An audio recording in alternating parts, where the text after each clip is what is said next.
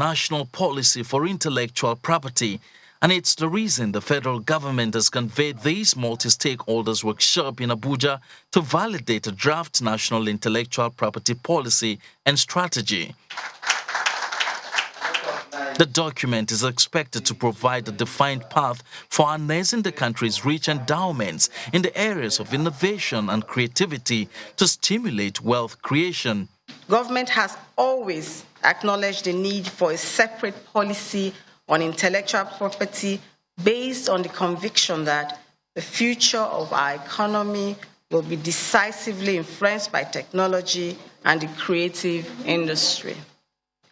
The draft that is being considered today is an inclusive, organic, and comprehensive blueprint on the protection, administration, use, and promotion of intellectual property. By adopting a national IP policy and an implementation strategy, the country is able to outline directives in the administration and management of IPRs across the broad spectrum of national activity. The implementation strategy for the policy also provides a framework within which a country can engage in technical cooperation, not only with WIPO, but with other development partners. In the next 3 days, the participants are expected to cross the T's and dot the I's on the draft national intellectual property policy and strategy and come up with a final draft for approval, as explained by the Director General of the Nigerian Copyrights Commission. I can speak for our own side of the divide, which is that we will get the document ready before the week runs out. I see it as a morale booster. I see it as a catalyst. I see it as a roadmap so that from administration to administration, everyone will know where Nigeria wants to go on the different aspects of intellectual property. The policy, when completed, will also tackle the challenge of copyright infringement in Nigeria. Emperor Simon, Channels Television News.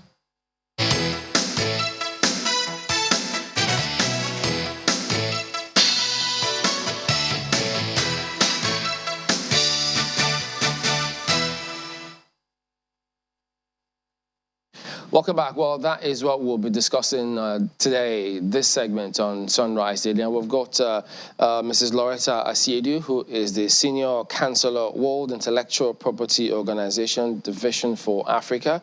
And sitting beside her is Dr. John Asain, Director General, Nigerian Copyright Commission. Good morning. Thank you for coming on, both of you.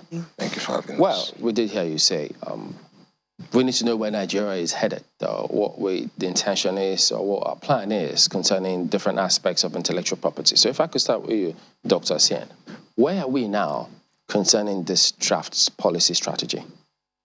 Well, thanks for having me this morning, and thank you for the good work you're doing.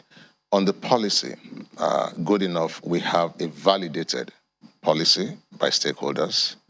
So we are at the verge of cleaning up, and hopefully by next week, we should be able to transmit to the respective honorable ministers who will process and hopefully take up to the Federal Executive Council for final approval or ratification. Okay, well, it's good to know that the world is with us on this one. So WIPO comes in and that's it. So how is WIPO, how is your role playing out here? Right. Thank you so much for having us this morning. Well, as he already said, the policy is at a stage where it's going to be validated. Well, it's already validated, and the ministers are going to be handing it over to the higher authorities for decision making. Now, how the World Intellectual Property supports the development of national IP policies is that we enable or we facilitate the consultation process that leads to the development of the policy. And then after the policy is adopted, we facilitate also the activities and the projects that are supposed to be undertaken in implementation of the policy. WIPO has been Nigeria's partner all through the years in terms of shaping the intellectual property landscape of the country. But now, if the policy is adopted, it will now create the framework within which a consistent and streamlined approach to technical assistance will be delivered. Well, Dr. Sain, we've had challenges coming up with this. And I reckon that implemented this, well, it will be interesting to see how it plays out. But those challenges that we've had, would you say that we've addressed them? And to what extent, such that this got us to this stage? Well, thank you. I think we've begun to address the challenges. For instance, we have, even before the policy got to this point, we have a copyright bill, which the National Assembly has passed, waiting for transmission and the assent of Mr. President. We have the Plant Variety Protection Act, which was signed into law by Mr. President. We know that the trademarks law, the patents and design law are being looked into. We also know that government is strengthening even the institutional framework for better delivery of services in the area of intellectual property. So this policy will help us to look at the gaps and fill those gaps. It will help us to have a deliberate and well-structured plan for the number of years ahead. And it will help every agency and every stakeholder to know the role they have to play, because it's not just about government, changing the laws. It's about implementation at every level.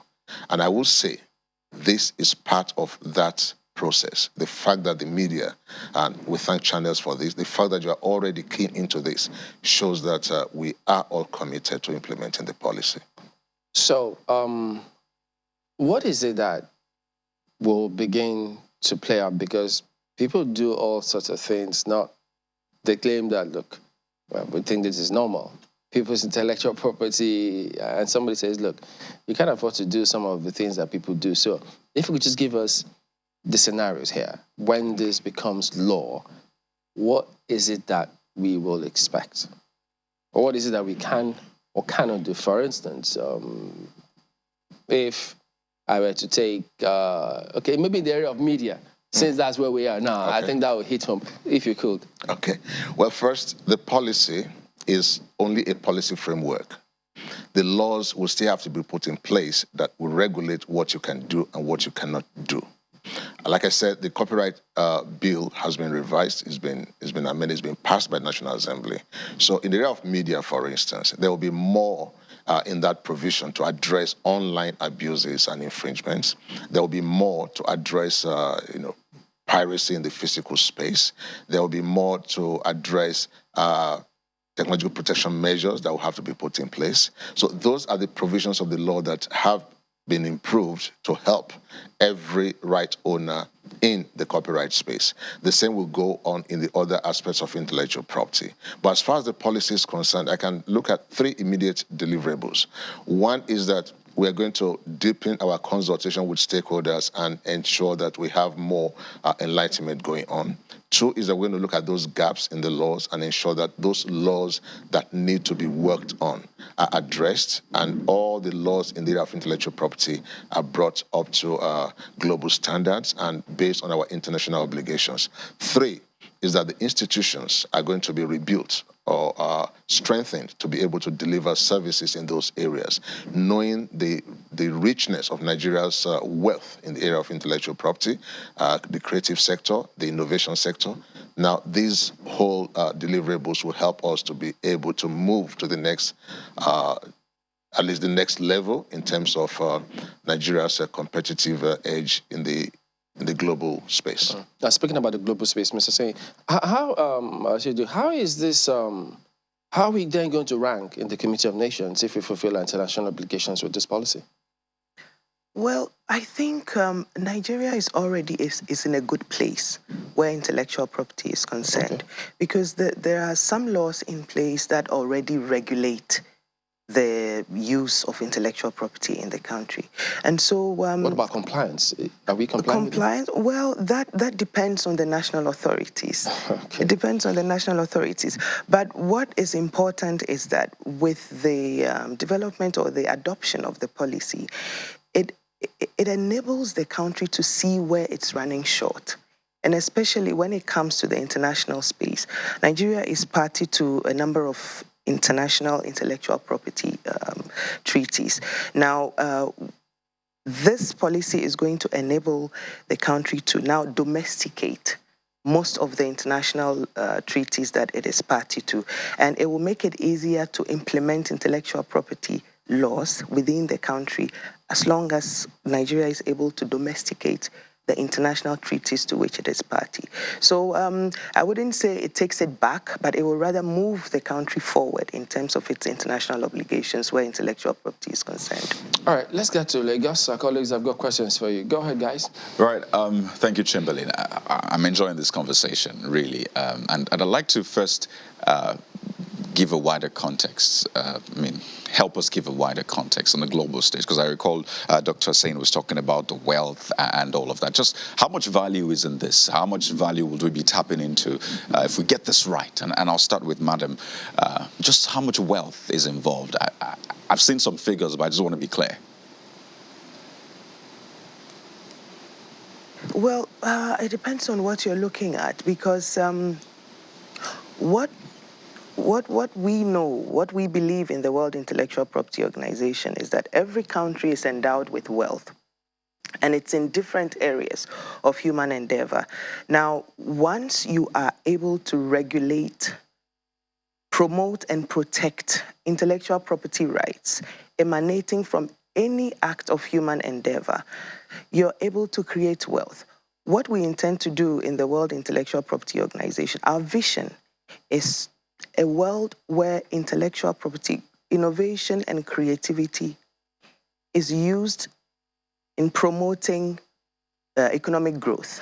So by developing your intellectual property system, what you're doing is you are empowering your people to use their innovation and creativity to create wealth.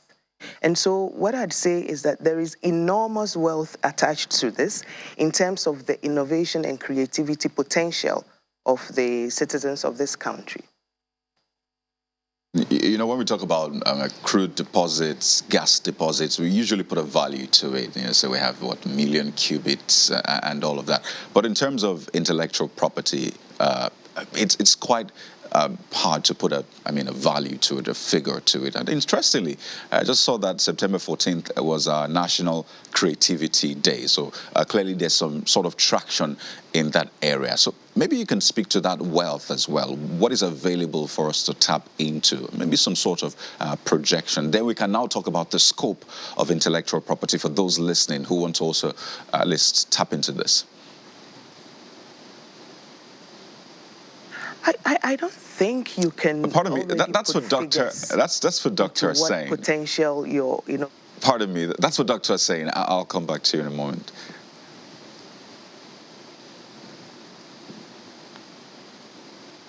Dr. saying, if you could hear me. Said, putting figures to inexhaustible wealth is difficult.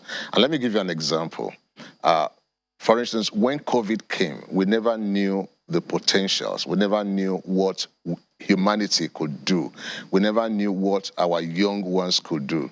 And we see that a lot of them are now beginning to spring up with wonderful ideas, innovation, creativity, such that in a day, within 24 hours, you could have such a turnaround in fortunes that whatever figure you put out there would certainly appear not to line up properly. So I agree that we can't begin to, unless we measure scientifically, which hasn't been done, and I don't think it's been done anywhere really. We only extrapolate and we speculate, but to measure scientifically the depth of a man's intellect is rather difficult. You mentioned the oil wells. Oil wells we can project because they are physical. You can do seismic tests and know how much oil you have, but you can't measure how much a man has in him or a woman has in her. We saw that in sports, for instance. Whenever Nigeria could just go out there and suddenly, turn the tables and become, world record breakers. This is the kind of situation you also have in the creative sector and in the innovation sector. And what this policy would do is to help us to tap into those untapped resources. It will help us to identify areas where we have competitive edge. It will encourage the young ones and the creative minds to explore, believing that there is a lot to be derived from the intellectual property field. So this policy we're looking at is not just for copyright, it's not just for one aspect of intellectual property, to cover all aspects of intellectual property and to address the value chains in ensuring that there is a proper delivery of returns on intellectual investments. Mr. Singh, I've gone through the document and it's quite rich, I must say. There's the area of industry property rights, plant animal rights, plant variety rights. But as Madam has rightly noted, there is a need for the domestication of some of these protocols. But then again, there's the copyright bill that the National Assembly has passed. What will now be the implication of the domestication of these protocols within the country? Would the copyright law need an amendment or a firming up, to ensure a more robust document? Well, thank you very much. First, I want to say that the policy and strategy deal with all aspects of intellectual property. But since the question is around copyright, I will say that the copyright bill had anticipated all that needed to be done as far as our international obligations are concerned. For instance, Nigeria deposited 4 copyright instruments, treaties, ratifying 4 treaties in 2017, October. And those 4 brought us to the level where we could say that we have acceded to all major treaties that are relevant, and the present bill has taken into account our obligations under those treaties. So the policy will not in any way bring us back. The policy will only enhance the delivery of services within the context of the obligations we owe and what we've already agreed to in our national law. This will also happen in the area of trademarks and patents, where, as the Honorable Attorney General mentioned at the opening, Nigeria is already looking forward to modernizing its laws in all areas of intellectual property. That will include patents and designs. It will include the trademark sector, and of course, we already have the plant varieties already accommodated. So in drafting the policy, the experts were mindful not just of where we are in terms of legislative compliance, but also where we want to get to as a nation that is developing and has such enormous intellectual wealth. Will this policy framework be requiring a separate legislative backing from the copyright bill that is before the National Assembly? Well, in my opinion, a policy will not require any legislative process. It's essentially within the purview, I hope I'm correct on this, of the executive to determine its policy or the policy that would run government. It's not a legislation, so it doesn't have to go to parliament. All I think will be required is for us to submit this to the respective ministers, heads of ministries, and from there, the honorable ministers will most likely determine how they will want to take it to the Federal Executive Council.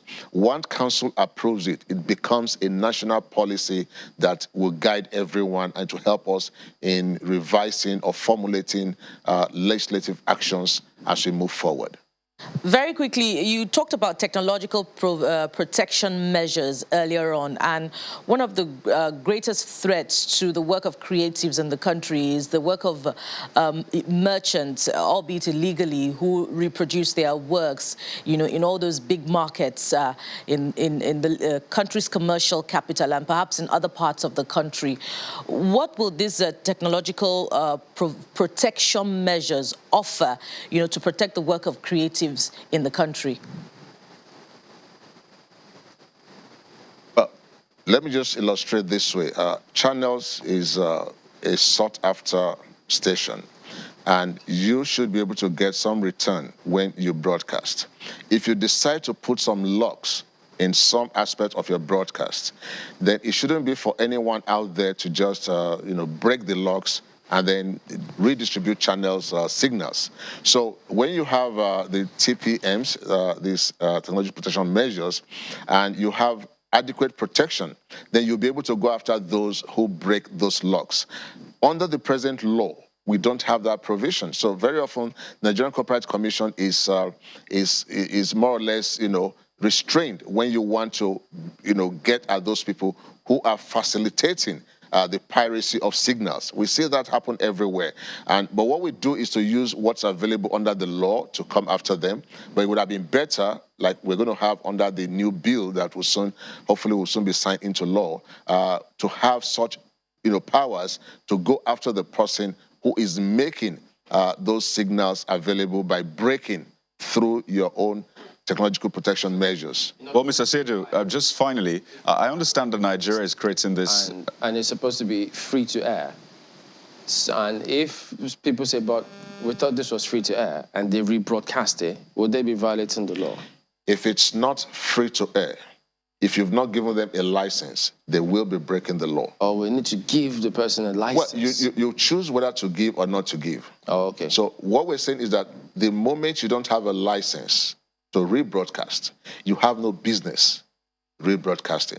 We've seen this happen in places where cable channels are available, direct-to-home channels are available, and people actually run wires in a neighborhood, have some decoders in their room, and feed those... So that is illegal? It's illegal.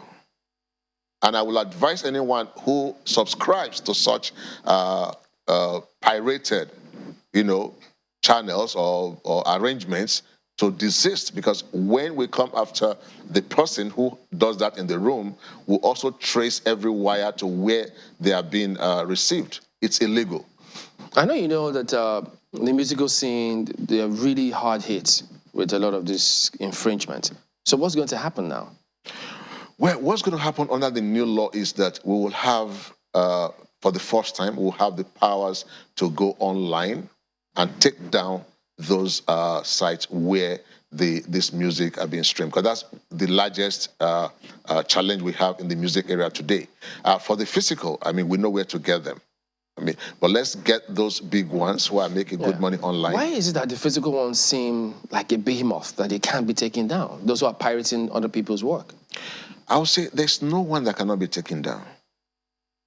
And what I believe is, it doesn't matter how many pirates you have out there, take them down one at a time, you'll get to where you want to get to, and bring the figure down to at least a single-digit manageable figure for piracy. Okay, but Mr. Sedu, if, for instance, this comes through and one has a concept, an idea, and we register it in Nigeria here, and we don't register it in, say, Western countries, is it going to be valid globally such that no country, no other place in the world can you take that idea insofar as we've registered the idea or trademarked it here?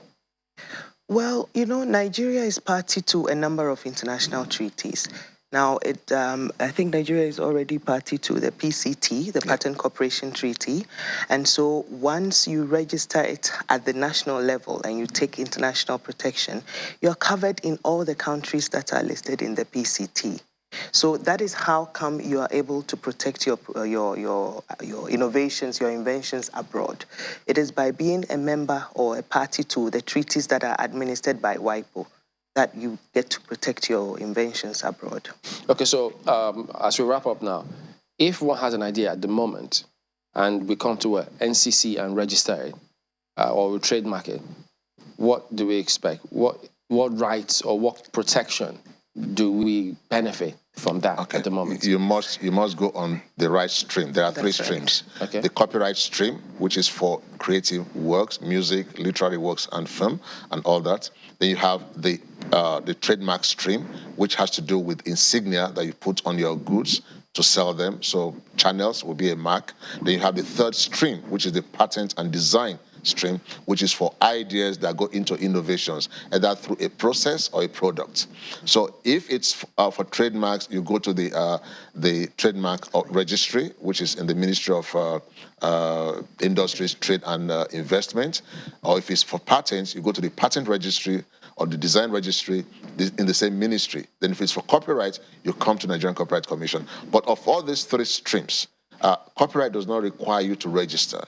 You enjoy your copyright the moment ink dries on paper. Even before it dries on paper, you already enjoy copyright in that work. The other two will require registration if you want that threshold of protection for the trademark or for the patent. So once you know where to go, and if you go to any of these three, anyone will be redirected to the appropriate stream where you should have the right protection. All right, sounds interesting. We'll be looking forward to that at the end of the day when this comes on stream. I mean, it's meant to ensure sanity in the, everywhere else, such that people's intellectual property is protected and they could benefit from whatever work that it is that they do out there. So we'll keep tabs with this. Whenever the next stage does come up, we'll always be there to get it across. So I'd like to thank you for coming on, Loretta Asiedu, Senior Counselor, World Intellectual Property Organization Division for Africa, as well as Dr. John Asain, Director General, Nigerian Copyright Commission. Thank you and all the best. Thanks for having the good us. work. Thank you so much. Thank you too. We're back in a moment. Stay with us.